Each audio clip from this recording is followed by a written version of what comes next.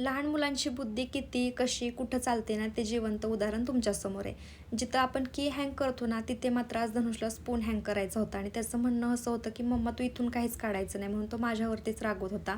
Sunday म्हणजे भाजी day असतो म्हणजे असतोच. सो सकाळी-सकाळीच भाजी घेऊन आलो होतो आम्ही आज आणि काल जे स्टार बाजारमधून सामान आणलं होतं ना, तेही असंच वरती होतं. फक्त बाहेर जायचं, घेऊन यायचं, एवढंच माझं काल दिवसभर चाललं होतं. म्हणजे ह्या 2 दिवसात सॅटर्डे, संडेमध्ये 2 तास घालवून मी मस्त 2 मेथीच्या गड्डे आणि सोबतच कोथिंबीरचे गड्डे असं सगळं निवडून ठेवलं. सगळा फ्रीज मस्त ऑर्गनाइज केला. दुसऱ्या दिवशी अहोंचा तर असतो उपवास म्हणजे सोमवारी.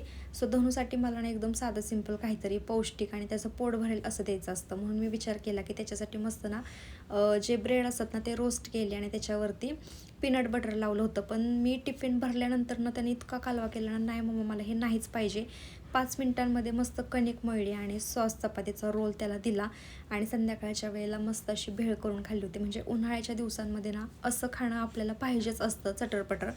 भेळ खाल्ली, त्यानंतरनं मस्त जेवण बनवलं होतं. डाळ, भात, चपाती, त्यानंतरनं मेथीची भाजी, पोटभर जेवण केलं आणि आता उद्याची काहीतरी सोय म्हणून ना जेवण झाल्यानंतरनं भांडी वगैरे सगळी ठेवून दिली आणि मग मला आठवलं की आपल्याला दळण करायचं. मग ते करत बसले आणि आजच्या आजच मग दळणसुद्धा दळून आणलं आणि असं संपवलं आजचा दिवस.